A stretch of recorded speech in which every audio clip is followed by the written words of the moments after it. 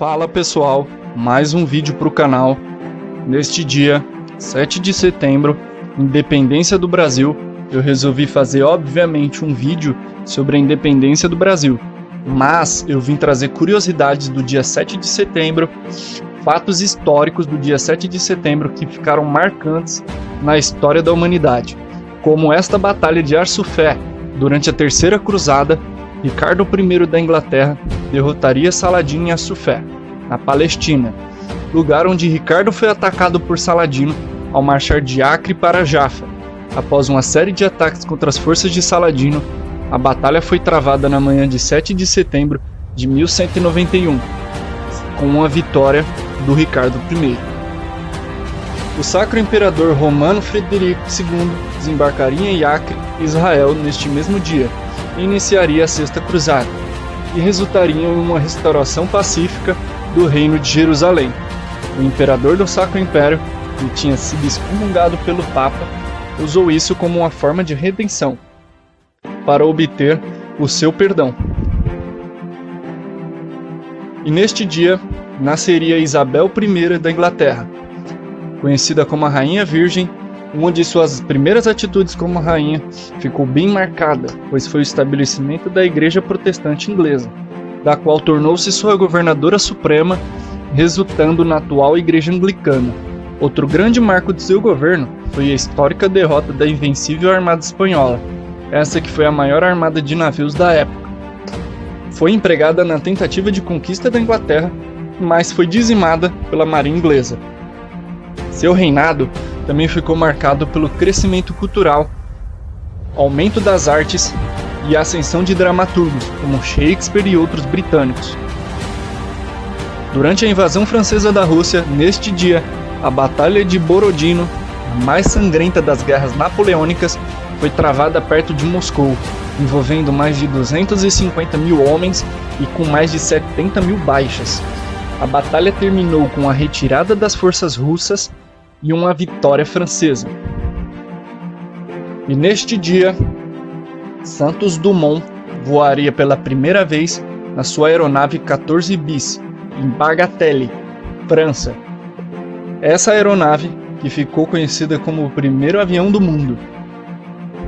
E durante a Segunda Guerra Mundial, neste dia, a Luftwaffe, Força Aérea Alemã, começaria a Blitz, bombardeando Londres e outras cidades britânicas por mais de 50 noites consecutivas, na tentativa de destruir o moral britânico, coisa que não ocorreu.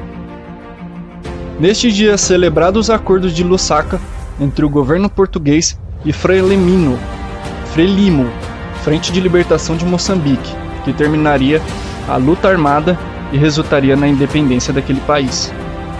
E neste dia 7 de setembro de 1822, Dom Pedro I declara o Brasil independente de Portugal, nas margens do Riacho do Ipiranga, em São Paulo. E esse acontecimento está diretamente relacionado com eventos que foram iniciados em 1808, ano em que a família real portuguesa, fugindo das tropas francesas que invadiam Portugal, mudou-se para o Brasil. O processo de independência do Brasil aconteceu de fato durante a regência de Dom Pedro Alcântara no Brasil. As cortes portuguesas, instituição surgida com a Revolução do Porto, tomaram algumas medidas que foram bastante impopulares aqui, como a exigência de uma transferência das principais instituições criadas durante o período joanino para Portugal, o envio de mais tropas para o Rio de Janeiro e a exigência de retorno do príncipe regente para Portugal. Essas medidas, junto com a intransigência dos portugueses no decorrer das negociações com representantes brasileiros e do tratamento desrespeitoso em relação ao Brasil, fizeram com que a resistência dos brasileiros com os portugueses aumentasse e reforçou a ideia de separação em alguns locais do Brasil, como no Rio de Janeiro. A exigência de retorno de Dom Pedro para Portugal resultou em uma reação instantânea no Brasil. Em dezembro de 1821, chegou a ordem exigindo o retorno de Dom Pedro para Portugal, e a reação decorreu de uma criação do Clube da Resistência. Em janeiro de 1822, durante uma audiência do Senado, um documento com mais de 8.000 assinaturas foi entregue a Dom Pedro. Esse documento exigia a permanência do príncipe regente no Brasil. Supostamente motivado por isso, Dom Pedro disse palavras que entraram para a história do país. Como é para o bem de todos e a felicidade geral da nação, estou pronto. Diga ao povo que fico. Os historiadores não sabem ao certo se essas palavras foram mesmo ditas por Dom Pedro. Desta forma, esse acontecimento marcou o dia do fico. Apesar disso, os historiadores afirmam que em janeiro de 1822 ainda não havia um desejo em muitos de permanecer o vínculo com Portugal. A sucessão dos acontecimentos nos meses seguintes foram responsáveis por incitar o Brasil à ruptura com Portugal, uma vez que, como mencionado, isso não era certo em janeiro de 1822. Ao longo do processo de independência, duas pessoas tiveram grande influência na tomada de decisão de Dom Pedro: sua esposa Maria Leopoldina e José Bonifácio Andrade e Silva. O rompimento ficou cada vez mais evidente com algumas medidas aprovadas no Brasil. Em maio de 1822, foi decretado o Cumbras, medida que determinava que as leis e as ordens decretadas em Portugal só teriam validade no Brasil, com o aval do príncipe regente. No mês seguinte, em junho, foi determinada a convocação da eleição para a formação de uma Assembleia Constituinte no Brasil. Essas medidas reforçavam a progressiva separação entre Brasil e Portugal, uma vez as ordens de Portugal já não teriam validade, aqui conforme determinava-se o Cumbras. E além disso, esboçava-se a elaboração de uma nova Constituição para o país, com a convocação de uma Constituinte. A relação das cortes portuguesas com as autoridades brasileiras permaneceu irreconciliável e prejudicial aos interesses dos brasileiros. Em 28 de agosto de 1822, ordens de Lisboa chegaram ao Brasil, como uma mensagem que o retorno de Dom Pedro para Portugal deveria ser imediato.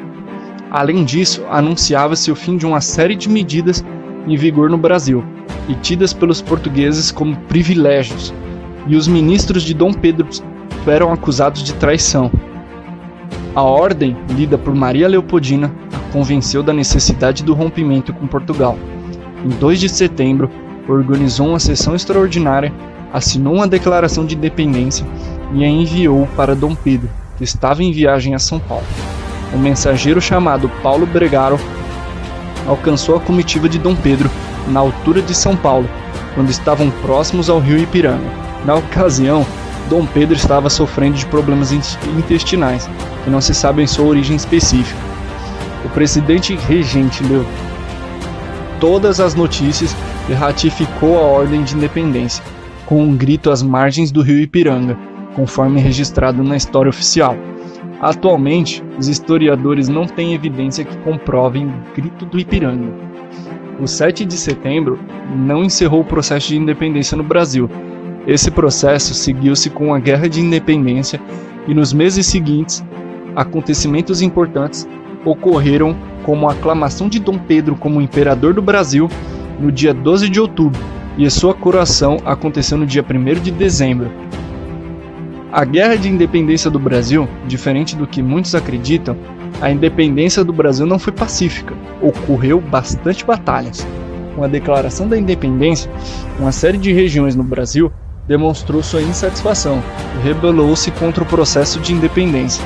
Eram movimentos não adesistas, isto é, movimentos que eclodiram nas províncias que não aderiram ao processo de independência e que mantiveram leais a Portugal. Os 4 grandes centros de resistência contra a independência do Brasil aconteceram nas províncias do Pará, da Bahia, de Maranhão e Cisplatina, atual Uruguai. Aconteceram campanhas militares nessas localidades e os combates contra as forças que não aderiram à independência se estenderam até 1824, com batalhas sangrentas de brasileiros enfrentando brasileiros. As consequências da independência do Brasil podem ser mencionadas: o endividamento do Brasil por meio de um pagamento de 2 milhões de libras como indenização aos portugueses. Isso mesmo, a gente pagou 2 milhões de libras de indenização aos portugueses. o surgimento do Brasil enquanto nação independente, a construção da nacionalidade brasileira e o estabelecimento de uma monarquia nas Américas, a única no continente, junto com a haitiana e a mexicana, ou seja, uma das primeiras monarquias da América.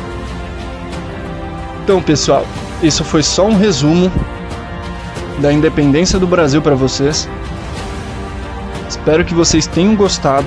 Deixem aí nos comentários sugestões para próximos vídeos.